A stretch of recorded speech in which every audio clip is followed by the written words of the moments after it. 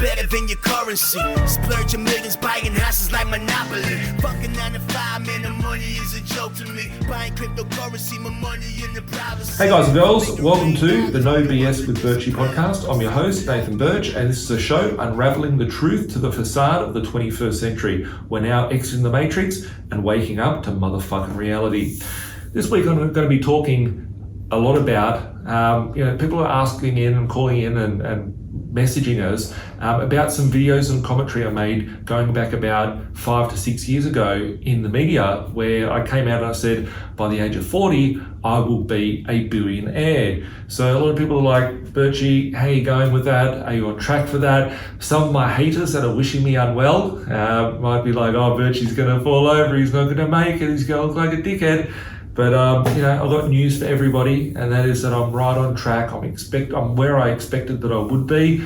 No more, no less, but well on the way. And today I'm going to be talking a little bit about some of the techniques and some of the thoughts that I have behind it, and some of the strategies that's been able to get me from becoming a poor kid from Western Sydney to becoming a millionaire at the age of 21, to being able to exit the workforce at the age of 24, to be able to build myself to where I am today. And I don't go into my specific numbers today out there that often, because I try to keep a lot of my stuff to myself nowadays.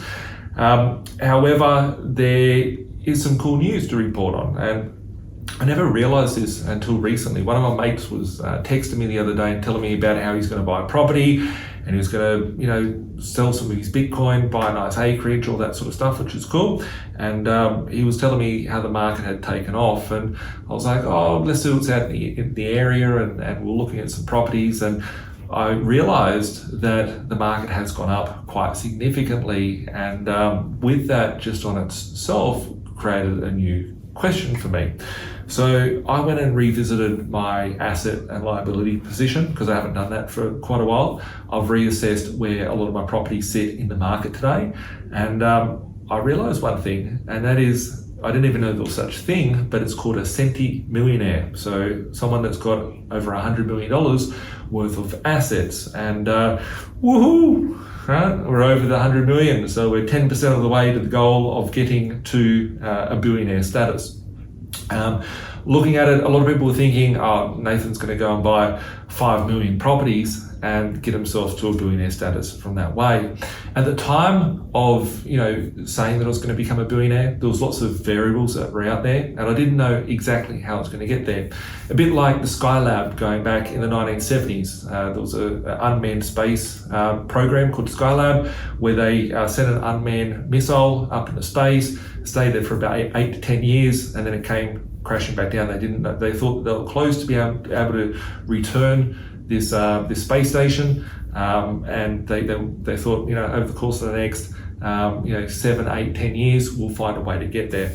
So looking at my disposal, going back when I was 30 years old, and I said that I'd become a billionaire by the age of 40, there was many variables, and I want to go into those variables today to talk about, my portfolio that got me to the first leg of my journey, the portfolio that I'm working on today, and where I'm going to be going to in the future. Something that a lot of people didn't realize, and it's something I've talked about a lot for the last 5 years since I actually came out with this claim, was inflation.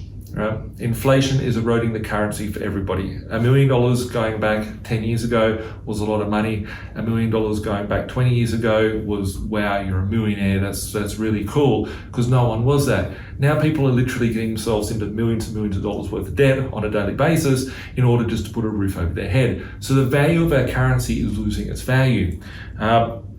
So looking at, breaking it back down, I've got a few little notes here.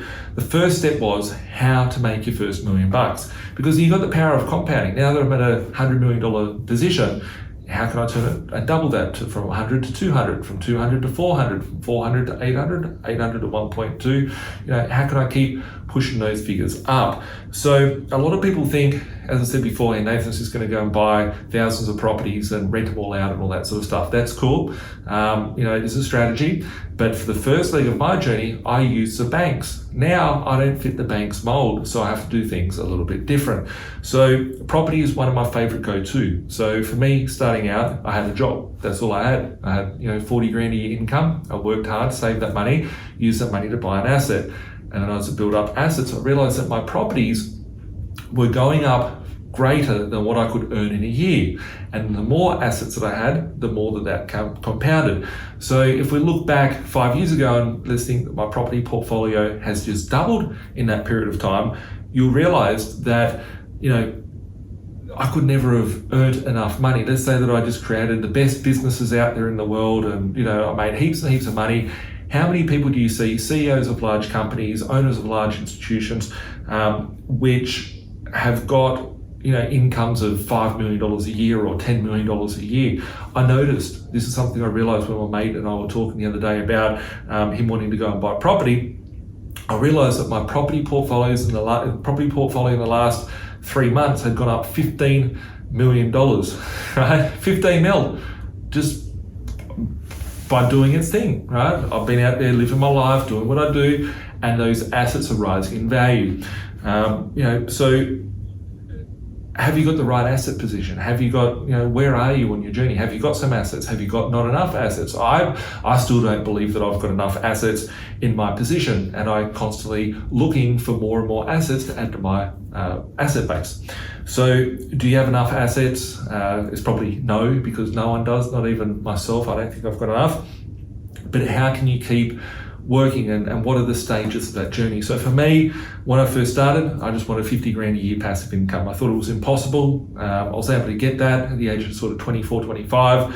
And then I was like, look, this is a bit boring. I want to push it up a little bit. And I just kept pushing the goalpost and moving forward. So for me, it was about becoming a millionaire. It was then about creating 50 grand a year passive income.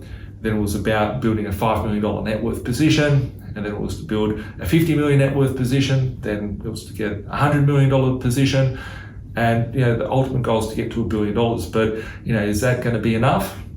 Absolutely not, right? So am I greedy? Am I just focused on money? I actually hate money. I have no desire for money in the world at all. I don't care about it. Money is just like time. It's a tax on your life. For money, it's just a point where they're manipulating currency every day of the week.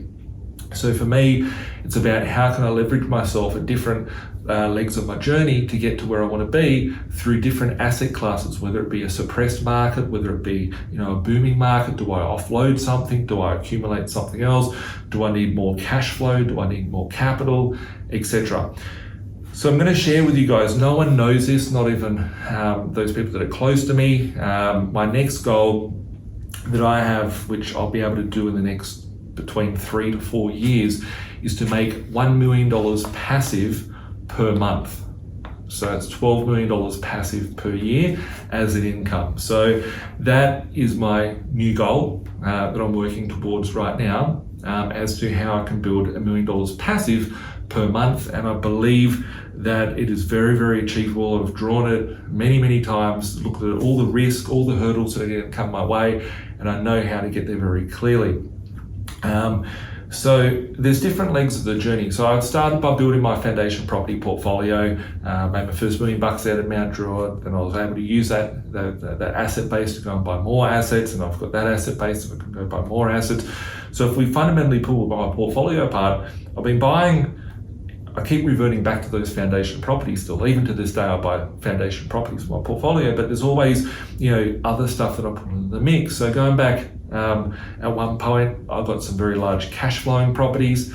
Then in another part of my portfolio, I bought a lot of land holdings. So I've got 200,000 square meters of land in northwestern Sydney, across different locations and sites, which I plan to come back. And I talked about previously on other episodes on how I want to become a developer one day and build upon these sites, which would be cool. So that will be another part of my journey. But am I at a point now to be able to navigate myself into building those? Absolutely not. So if I'm earning $1 million a month passive income, then I could build structures, let's call them structures for the word being, at say $100,000 a piece, because I actually have a working model where I can do that. Then I could build 10 structures per month cash, which would return another 20% return on investment. So for me, I've built up large land holdings, I've built up solid foundations to my portfolio, I've leveraged and put myself in a position to make the banks appear me as being very strong for what they need for me to give them in order to get loans. I've cleaned the banks out for as much lending as what I could. I could go and create other sort of financial instruments to get myself to $1 billion very much quicker. However, I wouldn't have full control and autonomy over my life by doing that, hence why I'm doing the tougher way. So yeah, looking at to get to where I am today, I'm 36 next month. I have about 230 properties in my portfolio. My property portfolio would be touching on around that $100 million just for the property assets.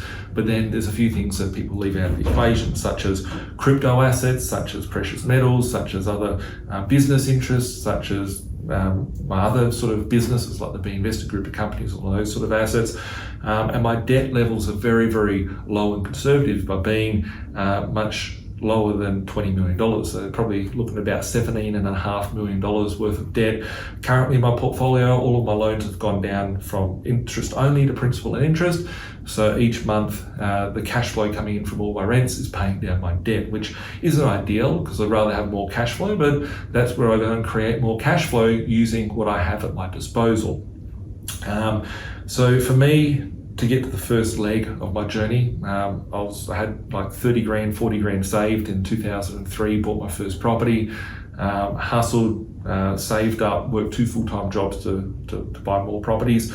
Didn't realize how equity worked until I was about 6-7 properties down the track. Was at a position at the age of 21 where I made my first $1 million in equity. I didn't know whether to tap into it. I didn't even know what equity was. That's when I started to explore what that was. Then I got myself in a position where I could retire on about 30-40 grand a year base income going back in 2009 in the middle of the GFC. I was 24 and pushed myself at each different level of, do I want $500,000? So, I got myself to $500,000 worth of passive income. And I was like, well, I need to get more assets. So I was using that income to service and buy more land holdings around the country. Now I've been able to position myself where I can come back to later and become a developer in the future. However, I haven't priced myself out of the market. So there's lots of properties that I've got which I can do large developments on. And probably my newest thing that I've been into is my hotel game. So as I said recently, my goal is to get 20 motels per year cash, which is my goal, is to buy them cash outright unencumbered, and then use the cash flow from those things to go and buy more. So it is a whole new game. It is a whole new playing field that I've got, but those assets will be bringing in cash flow, and there is multi areas to those assets. So they're not just the motels aren't just a cash flow from a rental perspective or running a business. So you've got the leasehold, you've got the freehold, you've got 2 different parts to it. You've got a business and you've got the building. I'm doing the whole lot. And then from that, there's an asset column of all the businesses which you could sell off and collect a revenue coming through, either as a freehold going concern, which is what I'm buying them as, or as a leasehold. So then there's 2 asset classes. But then within inside that, then there's other areas. So there's restaurants, there's cleaning, there's services, there's areas by being able to do it on scale. There's a food and service, food and the cleaning industry there aspect. So there's many, many variables, and I look at those assets as being my new little game that I'm playing. One of the other things that I'm looking at is also agriculture, whether it be aquaculture, whether it be agriculture, whether it be poultry farms, whether it be fish farms. There's cool things. One of my early goals, and I remember when I first started the business, I had a business partner, his name's Daniel, and he'd always laugh. He goes, "This is the randomest thing I'd ever expect to hear from you, Nathan." And I wanted to have a yappy farm. So I wanted wanted to have, farms farming fish and yabbies and be something cool. And ironically enough, that's some of the things that I'm looking at today, is being able to produce food, and then I can have it from farm to plate in my own facility. So I don't even need to sell the produce outside of that, because I've already got a network of restaurants that I'll be creating inside my group of hospitality chain. So with it, could I leverage this thing? I could. Could I get more people involved? I could. But then, you get more fingers in there, you get more, things that go wrong, etc. So I'm just playing this game at the moment. There's lots of games that I've played in my life, but I've had to go from, putting different hats on and changing. For me, did I ever see myself becoming a hotelier or those sorts of things? Absolutely not. Is it going to be a painful shit fight along the way? Absolutely, right? It's a part of growing and a part of, making things right. For me, I think it's important to have good people around you, have a good team around you, have strength in those people. I've never said with conviction so much as what I do today, is that we've got great people, great processes, good systems, and good human capital with people that are in the whole group of companies and all the organisations that I've sort of founded. So looking at, how to get from one level to the next, I don't take no for an answer. I just want to know, how can I get there? What can I do to improve my chance of getting there? How can I improve my personal position to reach my end goal? So we're sitting here in April in 2021 and talking about, how am I going to be a billionaire in the next 5 years? I've got 5 years to get to the billionaire status. And, that's a long time, right? We have a massive inflationary cycle coming through. I've got more assets that I'm picking up in 2021 than ever beforehand. The level of infrastructure and stuff like that are around so much. I think that $1 billion could even be a bit too light on. However, I'm still only 10% of the way there. There's many different sort of things that I'm going to overcome in the next sort of 5 years. So how long did it take to get to this level? My first property was at the age of 18 in 2003, so it's been 18 years almost as of next month, 18 years since I bought my first property. And that's about half my life that I've been buying properties. Before that, as a kid, I talk about some of the dorky things we used to do. When I was a kid, I used to breed fish and sell them in a family business, which we had as an aquarium shop. So a lot of people don't realise I was, hustling goldfish and tropical fish and cichlids and all different types of fish and marine life. And I was selling them as a kid. That was for cash flow. Then I was investing my cash flow into different sort of currencies around the world. So when I talk about currencies and whatnot, I've had a very keen fascination since I was 13 years old about buying coins, the monies that people used around the world, etc. So if you look at a holy dollar and dump, which is one of the first coins that Australia ever used, and it was Governor Macquarie. It's actually the logo of Macquarie Bank is the holy dollar, and it was a Spanish real that they stamped and punched the middle out. So basically the colonies, they ordered in like 40,000 of these coins. They punched a hole in the middle, popped the coin out, and then they had two coins. One was for like the convicts and one was for the wealthy people. These coins were all melted down, and there was only about 1,000 of them in existence, still, or 100 of them in existence. There's not many of them. And these things fetch anywhere up to about $500,000 per coin. These things used to sell for like 80 grand, right? So if you were to look at that as an investment, right, no chance I could have afforded one when I was younger. However, if you looked at it from an investment, that could have been great. However, it has no cash flow. So you need to look at things, even when I look back and think, wow, I'm 13 years old, I'm hustling fish and trying to breed them and all that sort of stuff. I was having fun along the way, but I was trying to create cash flow and get assets as well. And that just continues on in my life. So whether it be business, whether it be cryptocurrencies, whether it be precious metals, whether it be properties that I'm buying, whether it be motels, there's different things that I'm trying to acquire along the way to help with my journey on getting to that end goal. If someone said to me today, here's $1 million per month coming in, some people could picture it as digits on the app. Some people could picture it as green notes in a briefcase that someone brings in once a month. If it was fucking shovel loads and trailer loads and ute loads full of 5-cent pieces, who gives a shit? It's still $1 million a month, right?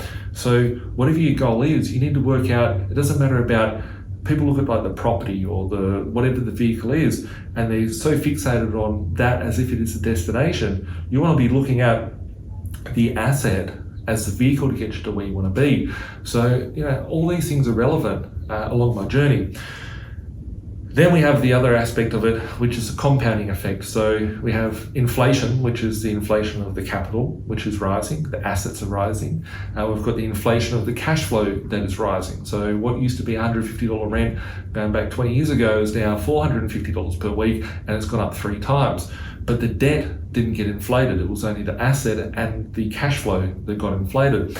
So if we have inflation on asset prices, we've got inflation of cash flow, and then that can compound on itself because you can get access to equity, get access to new capital from the cash flow that's coming through, and retiring of the debt. You could technically use this system, to get yourself in a good position where we're at. So when I look at the compounding effect, if you had the 64 times that you times it, if you had $1 and then doubled it, it would be $2, and double that, it would go to $4, double it to $8.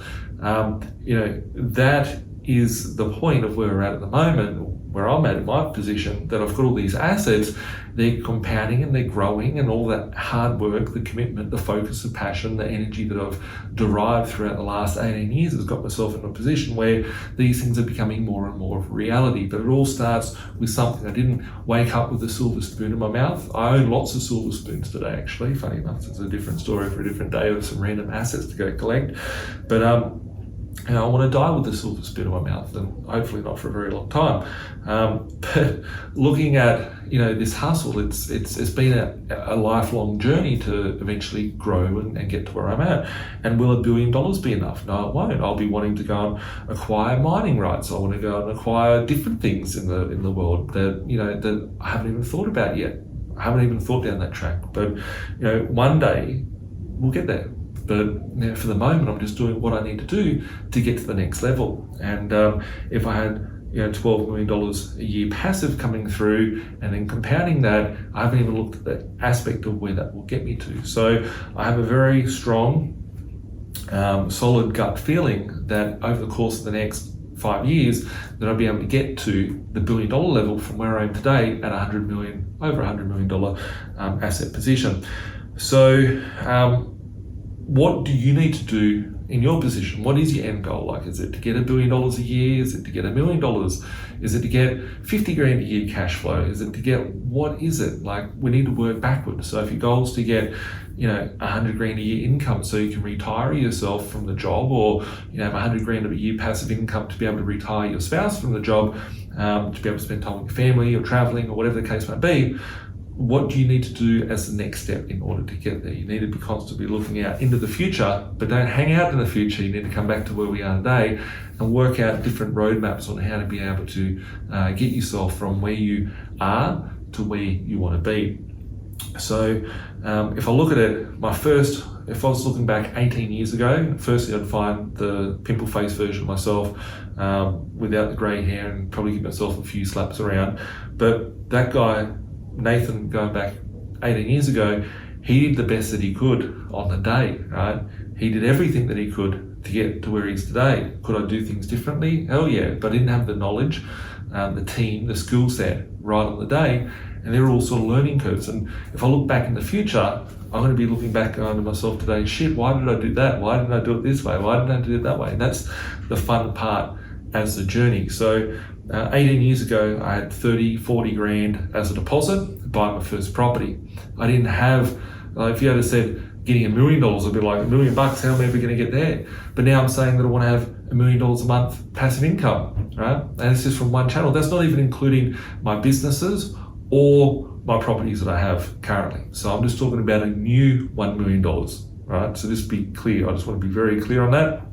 So starting as of 2021, I want to build a new income stream of $1 million per month worth of cash flow positive coming through into my position. And that's why I guess I've been a little bit quiet this year. I do these videos, do these podcasts and all that sort of stuff on a regular basis. However, I was looking at my personal Facebook the other day, and I was like, shit, I haven't been posting anything because I've just been so busy doing what it takes, to get there. So looking at one of my biggest friends in the world today, and that is inflation. And I'm going to do a separate video thanking the system, because we live in a world where everything is screwed up.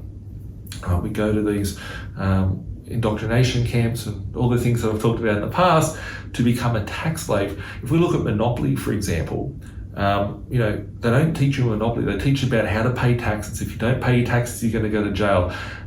You use these pieces of paper, which are fake pieces of paper with notes and numbers written on them. That's what people consider as money. They don't talk about gold. They don't talk about silver. That is no reference in the game Monopoly. They don't talk about leverage, which they do talk about leverage. They don't talk about inflation. So we're missing real money and we're missing inflation, which is the key to playing Monopoly. So if you want to play real life Monopoly, understand that there is the game of Monopoly, but then there's the real life version, which money is very different. Money is manipulated and inflation is a real risk. And most people get caught up with what the striving points are for a monopoly. That's why they only get stuck at one level. Whereas if you understand how the parameters are all being manipulated constantly, then you can sort of navigate and move and change. Are we going through an inflationary cycle? Are we going through a deflationary cycle? Have we got quantitative easing happening? Have we got quantitative tightening happening? And we're at a point now we're going to enter into a stage of runaway inflation, and that inflation is going to make a lot of people a lot of money. It's going to make a lot of people very wealthy. It's going to make majority of the people, however, very poor and losing options. And that's the sad thing that we're going to see. So it's never been more important than 2021 to focus on your cash flow. And I mean money in and money out. There has been times in my life, going back even 3 or 4 years ago, where I was driving around in Bentleys and I was driving around G-Wagons. I had $1 million worth of cars in my car park, to the point where I was driving a $200 car, because I realized, why do I need to have $500,000 invested into a car or 300 grand invested into a car when I could be getting more cash flow? And I did sell those assets they are really an asset. They're a car, they're a vehicle. But they're better than having your money in cash, because they're still worth more than what I sold them for. However, I sold those things in order to go and purchase larger assets, which were bringing in more cash flow and bringing in more capital growth. So, it's important to look at, your cash flow in, your cash flow out, but then working out, okay, where am I today? What is my position? How can I get here? Don't look at $1 billion, right? I didn't look at $1 billion to start off. I'm not talking about $10 billion. I'm not talking about $1 trillion. I'm just going, okay, well, I think that's possible over there. I'm going to do everything within my personal ability in order to be able to achieve that and make that a reality. So, working out a time frame, I have 12-month goals. I have daily habits of what I've got to do. I've got reminders throughout my life and just things that pop up. My home screen on my phone is just my goals for the year and a few things that are very important to me, and the habits of what I've got to do. I've got people to hold me accountable. I've got the community to hold me accountable, because if I don't make $1 billion in the next 5 years, you're all going to think Nathan's a failure and he's a dickhead because he's not a billionaire by the age of 40. And who knows, I might be sitting here going, oh, I'm so broke, I've only got $500 million. But, is what I'm working towards. And I'm not sitting there playing victim to the world. I'm not sitting there using it as an excuse as to why I haven't got somewhere. I'm just pushing myself forward, constantly walking in line. I know if I step, our lives, we can keep getting ourselves caught up into cheap thrills and going off track and all those sorts of things. I know that if I go over here and it's like, okay, that might look fun, but it's taking me away from my goals, I don't go and involve myself in that. And that's something where people get caught up, because we just get caught up into, day-to-day life and little things that go wrong or things that happen or things that we get sidetracked with. Having clarity is very, very crucial. I'm clear on what I need to do. I'm clear on what I wake up in the morning to do. I'm clear on what my life's purpose is doing at the moment. And that is what's helped me, stay on track and be able to achieve my goals. So on that note, everyone, maybe if you want to share, if you've got comments here, if you've got a section where you can write down what your goals are, if you need help, achieving your $1 billion strategy or your $1 million strategy or whatever it is for you to reach your next level. If you need help on that front, you can contact us at 1300 367 925. email us at admin@binvested.com.au, flick us a message down below, send us a private message, and make sure to tune in and subscribe to us. We're on Apple, we're on Google, we're on Spotify, we're everywhere nowadays. And thanks a lot for everyone for your support and your feedback on these podcasts and having us as a part of your family and your home. So we'll catch up soon. Have a great day, and it's a great day, and have a great day. Bye for now. Like Bilal said, man, we're stuck in the matrix. This my advice, don't care if you take it. The dollar about to die, soon to be hyperinflated. This my 2 cents, don't care if you save it. Joint be decentralized and you will see you been lied to the whole time, and it's the irony, cause they do the exact opposite. You become a slave to the system, enough your money, all they do is profit. There's no conspiracy theory, you better hear me. Crypto will set you free before the system does. I don't care if you do or you don't, but what I'm saying is the truth to the reason you choke.